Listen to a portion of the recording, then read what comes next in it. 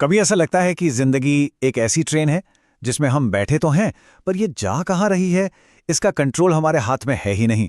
बस खिड़की से नज़ारे बदल रहे हैं और हम एक पैसेंजर की तरह बहते चले जा रहे हैं। ज्यादातर लोग ऐसे ही अपनी जिंदगी गुजार देते हैं, लेकिन कुछ लोग वो अपनी जिंदगी के ड्राइवर खुद बनते हैं। वो सिर्फ सफर नहीं करते, बल्कि अपना रास्ता खुद डिजाइन करते हैं।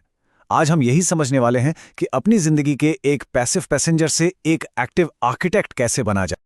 तो इसका रोड मैप क्या है, हम इसे 5 आसान स्टेप्स में समझेंगे। सबसे पहले हम उस अदृश्य ढांचे को पहचानेंगे जो हमें रोके हुए है। फिर हम अपना खुद का ओरिजिनल ब्लूप्रिंट डिजाइन करेंगे। इसके बाद पुरानी मानसिक दीवारों को गिराएंगे, एक्शन और आदतों की एक ठोस नींव डालेंगे, और आखिर में ये समझेंगे कि ये कोई एक बार का काम नहीं, बल्कि जिंदगी भर का एक रोमांचक प्रोजेक्ट है।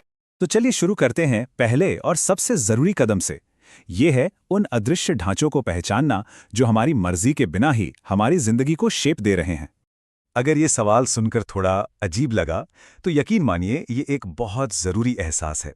ये जो फंसा हुआ महसूस करने की फीलिंग है ना, ये कोई उम्र कैद की सजा नहीं है। ये एक सिग्नल है, एक अलार्म है जो बता रहा है कि अब बदलाव का वक्त आ गया है। अच्छा, ये ऐसा होना चाहिए वाली बातें आती कहां से हैं? हर जगह से। दोस्तों की सोशल मीडिया पोस्ट से लेकर रिश्तेदारों की उम्मीदों तक। ये हमें बताते हैं कि सक्सेस कैसी दिखती है, कौन सा करियर सही है, या किस उम्र तक शादी हो जानी चाहिए। ये कोई बड़े विलन नहीं है, बल्कि ये वो छोटे छोटे दबाव हैं जो हमारे सोचने से पहले ही हमारे लिए फैसले ले लेते हैं।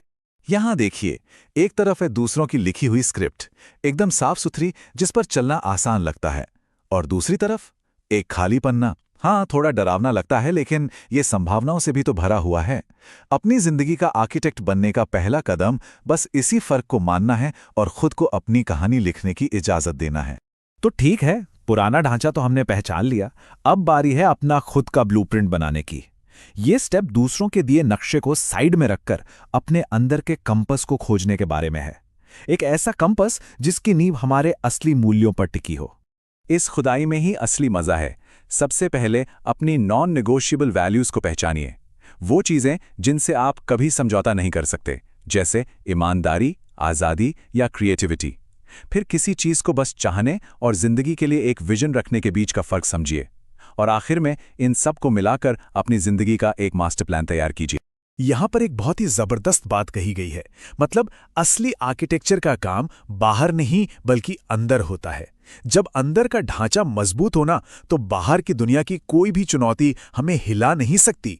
तो बात यह है कि इस पूरी प्रोसेस का मकसद सिर्फ कुछ गोल हासिल करना नहीं है, बल्कि एक ऐसा विजन बनाना है जो सच में ऑथेंटिकली हमारा अपना हो। ये एक तरह से अपने घर वापस आने जैसा एहसास है, जहां हर फैसला सही लगता है क्योंकि वो हमारे अंदर से आता है। अब देखिए, कोई भी नई इमारत बनाने से पहले क्या करना पड़ता है? पुरानी कमजोर दीवारों को गिराना पड़ता है, राइट? ठीक वैसे ही अपनी नई जिंदगी बनाने से पहले हमें उन मानसिक दीवारों को गिराना होगा जो हमें आगे बढ़ने से रोक रही हैं। हमारे मन में जो नेगेटिव विचार आते हैं ना, जैसे मैं ये नहीं कर सकता, वो असल में सिर्फ लक्षण है। असली जड़ तो कहीं और है, हमारे सबकॉन्शियस प्रोग्रामिंग में। ये वो मान्यताएं हैं जो अक्सर बचपन के अनुभवों से बन जाती हैं, जैसे फेल होने का डर, और आज भी हमारे फैसलों को कंट्रोल करती हैं। इनमें से कोई आवाज जानी पहचानी लग रही है? ये सीमित करने वाली मान्यताएं उस टूटी हुई नींव की तरह हैं जो पूरे प्रोजेक्ट को शुरू होने से पहले ही बर्बाद कर सकती हैं। ये वो कहानियां हैं जो हम अनजाने में सालों से खुद को सुनाते आ रहे हैं। लेकिन सबसे पावरफुल बात जानते हैं क्या है? वो ये है कि इस रेनोवेशन के इंचार्ज हम खुद हैं। इन विचारों को बदला जा सकता है, और ये सिर्फ पॉजिटिव थिंकिंग का खेल नहीं है। ये उन चीजों को सोच समझकर गिराने जैसा है जो हमें रोक रही हैं, और उनकी जगह मजबूत एम्पावरिंग विचारों को बनाने जैसा है। पीटर क्रोन की बात बहुत गहरी है। इसका मतलब यह है कि जब भी कोई चीज हमें इमोशनली ट्रिगर करती है, मान लीजिए किसी की सक्सेस देखकर जलन होती है, तो वो एक प्रॉब्लम नहीं है, बल्कि एक इशारा है। वो हमें ठीक उसी मानसिक दीवार की तरफ इशारा कर रही है जिसे गिराने की जरूरत है। एक शानदार ब्लूप्रिंट भी बेकार है अगर वो सिर्फ कागज पर ही रह जाए। तो अब वक्त आ गया है कंक्रीट डालने का, यानी छोटी छोटी लगातार आदतों से अपनी नई जिंदगी की नींव को मजबूत करने का। वो आदतें जो हमारे बड़े विजन को सपोर्ट करें। और देखिए, सिर्फ सोचने से बात नहीं बनती।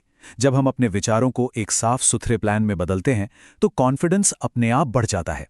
इनफैक्ट एक स्टडी के हिसाब से 92% लोग मानते हैं कि एक क्लियर प्लान होने से वो ज़्यादा मोटिवेटेड महसूस करते हैं। ये एक इच्छा और एक कमिटमेंट के बीच का फर्क है। इसके लिए एक बहुत ही पावरफुल टूल है कीस्टोन हैबिट। ये एक छोटी सी आदत होती है जो डोमिनो इफेक्ट की तरह बाकी अच्छी आदतों को भी खींच लाती है। जैसे हर सुबह सिर्फ 5 मिनट जर्नलिंग करने की आदत बेहतर मेंटल क्लैरिटी ला सकती है, या हर रात अगले दिन के कपड़े तैयार रखने से सुबह वर्कआउट करने की संभावना कई गुना बढ़ जाती है। इन आदतों को बनाए रखने के लिए हम स्मार्टर गोल्स का फ्रेमवर्क इस्तेमाल कर सकते हैं। स्मार्ट गोल्स के बारे में तो शायद सबने सुना होगा, लेकिन ये वाला वर्जन उससे भी एक कदम आगे है। इसमें 2 बहुत जरूरी चीजें जुड़ जाती हैं, E फॉर एक्साइटिंग और R फॉर रिकॉर्डेड। अगर कोई गोल दिल से उत्साहित नहीं करता तो वो एक बोझ बन जाएगा, और उसे लिख लेना एक इच्छा को असल कमिटमेंट में बदल देता। तो एक्शन लेने का फ्रेमवर्क क्या है? बहुत सिंपल है, 3 स्टेप्स।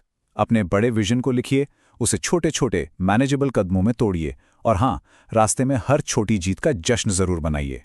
यही छोटी छोटी जीतें हमें आगे बढ़ने के लिए फ्यूल देती हैं। और इसी के साथ हम आ गए हैं अपने आखिरी और शायद सबसे जरूरी हिस्से पर। ये किसी प्रोजेक्ट को खत्म करने के बारे में नहीं है, ये जिंदगी भर के लिए अपने जीवन के आर्किटेक्ट की भूमिका निभाने और इस पूरी प्रोसेस को एंजॉय करने के बारे में है। याद है हमने छोटी जीतों को सेलिब्रेट करने की बात की थी? ये इतना जरूरी क्यों है? क्योंकि आंकड़े बताते हैं कि 70% लोग मानते हैं कि छोटी जीत का जश्न मनाने से उनका मोटिवेशन बहुत ज्यादा बढ़ जाता है। ये हमारे दिमाग के लिए ईंधन की तरह काम करता है। तो इस सफर को हमेशा जारी कैसे रखा जाए?